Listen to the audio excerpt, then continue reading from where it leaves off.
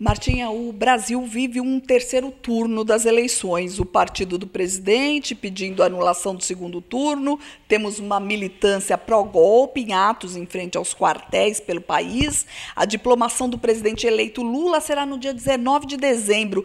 Devemos esperar tumultos? Olha, a gente espera que não, né? Preciso que... Acredito que é uma minoria que tem feito esses atos, lamentáveis, lógico, né? Mas eu acredito que a maioria do povo brasileiro entendeu as eleições, sabe que houve uma disputa forte, mas houve um vencedor, né? E esse vencedor, dentro da democracia, é assim, venceu, tem que assumir. Eu acredito que hoje a própria política nacional, as estruturas, hoje o Brasil tem, né, uma estrutura forte, né, de poder, os poderes estão bem a favor da democracia. Internacionalmente também não vejo nenhum clima, né, de apoiar nenhum golpe aqui no Brasil, né, como houve em outras épocas no passado. Então eu acredito que o Lula toma posse sim, e eu acho que tem que ter o apoio do povo brasileiro e apoio internacional. Isso já tem sido demonstrado aí no dia a dia, né? E essas pessoas que fazem essa ameaça são essas pessoas assim que não querem mesmo democracia, que querem um regime totalitário. E eu acredito que o Brasil está bem maduro e internacionalmente também, né? Os poderes internacionais, os países democráticos do mundo estão bem firmes, entendendo que a democracia é muito importante para cada país. Martim, a gente vê aí que os trabalhos da equipe de transição começam a mostrar um país em frangalhos, né? São várias as áreas atingidas. Na saúde, por exemplo, são 2 bilhões de reais em vacinas e remédios vencidos. Na educação, merenda escolar sem reajuste há 4 anos, muito trabalho para reconstruir o país, não? Exatamente. Eu acredito que essa expectativa que já se tinha, né? Que a gente tinha, quer dizer, existia um governo, né? Ou existe, né? Até dezembro, existe um governo que fala uma coisa e faz outra, né? E conseguiu enganar muita gente, né? Agora o pessoal está vendo a realidade, né, do desmando que foi feito, né? Quer dizer, e tudo que eles faziam, sem contar que fizeram com a Previdência Social, que fizeram com toda a estrutura, né? A farmácia do povo, né? Essa questão da educação, merenda, né? E a previsão, inclusive, de gasto para o ano que vem, que nesses setores, né, dos setores sociais, não tem reservado verba nenhuma, né? Então é preciso reconstruir isso dentro do Congresso, né? Eu acredito que precisa ser feito isso, e o Brasil voltar a crescer para dar conta, né, dessas questões sociais, né? A gente tem visto que, não só no Brasil, mas até no mundo, quer dizer, quando nós tivemos uma crise de 2008, né, dos bancos americanos, que atingiu o mundo todo, a 1% mais rico da população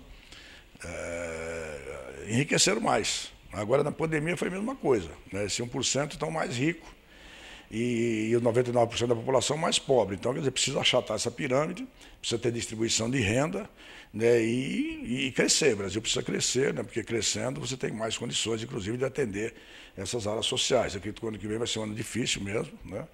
Mas eu acredito que o Brasil tem pulmão suficiente, tem energia suficiente, inclusive, para superar essa crise que foi feita nesses 4 anos de governo e a gente retomar. Eu acredito fazer um próximo mandato, no segundo, terceiro e quarto ano, né, fazer a distribuição de renda necessária, através do salário mínimo, através de algumas ajudas federais, para você poder, o povo, né, comendo, vivendo, né, e quando a população toda tem acesso, né, à economia, o Brasil cresce, né, porque você internamente você consegue resolver essas questões.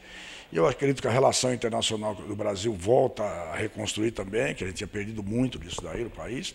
Eu acho que isso tudo vai ajudar, inclusive, na questão da retomada do crescimento econômico, da indústria interna brasileira, que eu acho que por aí a gente consegue enfrentar essa crise.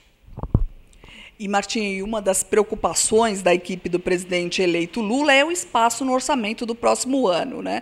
Principalmente aí para contemplar os projetos sociais. E não só isso, falta dinheiro mesmo para reconstruir o país. A PEC da transição encontra aí um obstáculo, o teto de gastos. O tema responsabilidade fiscal deixa o mercado financeiro nervoso, mas um levantamento apontou que o Bolsonaro furou o teto de gastos em 795 bilhões de reais em 4 anos.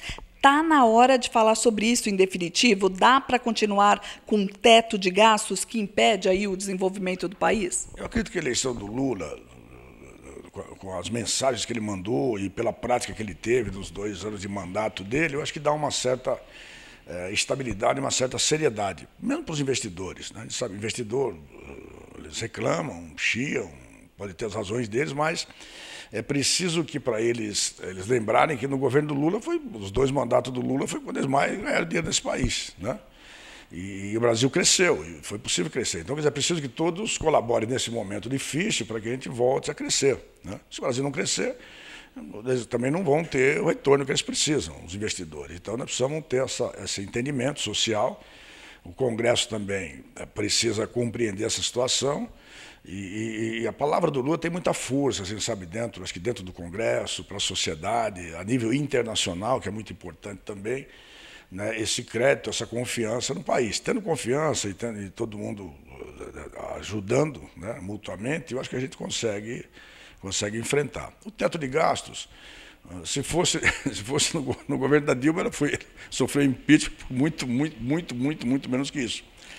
Né? E no governo que está aí atualmente, para eles daí está tudo normal, tudo natural. E lógico, o Lula vai enfrentar dificuldade, mas eu acredito que a capacidade dele, a experiência acumulada que ele tem, o apoio que ele tem na sociedade a nível internacional, eu acredito que é possível. Tem algumas ações sociais que não dá para você trabalhar com o teto de gasto a qualquer custo, né? Porque senão você emperra o país, quer dizer, você volta a uma situação de miséria que nós já passamos no passado e que estamos recomeçando agora. Então, nós precisamos sair dessa crise, né? E para enfrentar a crise, eu acho que tem que ter colaboração total de toda a sociedade, né? Principalmente dos investidores. E, Martim, um dos grandes desafios aí do presidente eleito Lula é a pressão dos alimentos e o receio de uma disparada de preços, né? Nos últimos 4 anos, os alimentos subiram 44%, quase o dobro aí da inflação, enquanto a renda do trabalhador diminuiu 7%. Você acha que a volta dos estoques reguladores é uma saída aí para controlar a crise dos alimentos? Eu acredito que é. Os estoques reguladores eles têm demonstrado assim, uma capacidade interessante, né? Porque, lógico, quando você falta produto, a tendência é aumentar, né? Esse pessoal, eles não estão aí preocupados, eles querem manter o lucro deles a qualquer custo, né? E o que tem acontecido nos últimos 4 anos é essa situação, o aumento dos produtos que a gente chama de básico, de maior necessidade da população, inclusive mais pobre, que tem menos renda. Quer dizer, se você tem uma baixa no poder aquisitivo e você tem um aumento de 40% ou mais, quer dizer, nas compras que eles precisam para sobreviver, é lógico que você achata a qualidade de vida, né? Eles não vão comprar outras coisas, quer dizer, vai comprar o mínimo para se alimentar e outras coisas não vão ter dinheiro para investir. É o que está acontecendo com o salário mínimo, o achatamento do salário mínimo, o aumento desses preços, né? Então, o estoque regulador, eu acredito que ele vem, né, com outras ações conjuntas a ajudar nessa questão, para você retomar o poder de compra de 60 a 80 milhões de pessoas aí que têm passado mais necessidade no país. E, Martinha, para terminar, a gente vê você aqui de amarelo, né? Copa do Mundo. Você acha que a Copa do Mundo trouxe de volta aí a democratização das cores e dos símbolos nacionais para todos os brasileiros agora? Sim, porque as cores da bandeira brasileira, todo brasileiro gosta das suas cores, então independente do partido político, cada partido político tem sua cor. Não adianta ninguém ter um partido político, tem pessoas aí que não tem nem partido político e acham que as cores do Brasil são deles. As cores do Brasil são cores do Brasil, da nação, né? Da pátria. Não tem isso, né? Quer dizer, tem partido que tem cor verde, azul, o outro pode ter amarela, outro pode ter cor vermelha, branca, mas as cores da bandeira nacional é de todos, né? Ninguém pode se apropriar daquilo que é da força maior, inclusive da nação, tal, da nacionalidade. O futebol ele tem essa capacidade, né, de você passar por cima de algumas coisas no sentido da paixão, né? O futebol é paixão e a paixão envolve assim, algo maior, né, que às vezes até incompreensível, mas ela é compreensível do ponto de vista filosófico, dizer, olha, agora nós estamos todos unidos, vamos para a Copa, todo mundo quer ver o Brasil ganhar, que aí a gente quer ter o Hexa, né, ser o único país do mundo, o Hexa campeão, então aí todo mundo vai na mesma corrente, a corrente vai para frente, aí viva o Brasil e vamos ganhar essa Copa.